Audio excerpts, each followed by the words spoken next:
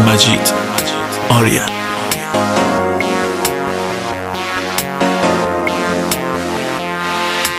من به تو گفتم اگه بری میمیرم، گفتی میدونم ولی با این همه میرم. گفتم پس دلم چی میشه من که احساسمو دادم. گفتی تو خوبی ولی من یکم از سرت زیادم. ای دل خسته، ای قلب شکسته، اون دیگه نیستش، دل به یکی دیگه بسته. اون همه گریه و زاری، لحظه لحظه بیقراری، واسه این بودش که آخر بری و تنهام بذاری.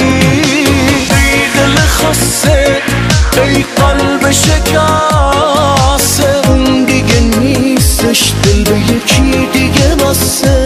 اون همه گریه و زاری، لحظه لحظه بیقراری، واسه این بودش که آخر بری و تنهام بذاری.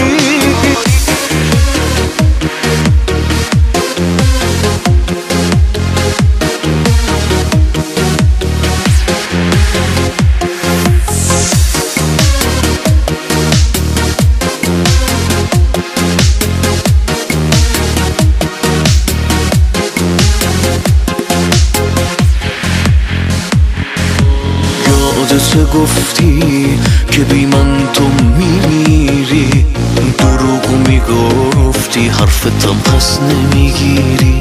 اما من یه چیز بگم تا آخر عمرت بدونی، تو قلب هیچ کس جز من نمیمونی.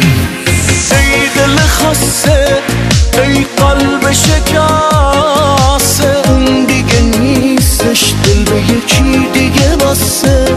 اون همه گریه و زاری، لحظه لحظه بیقراری، واسه این بودش که آخر بری و تنهام بذاری.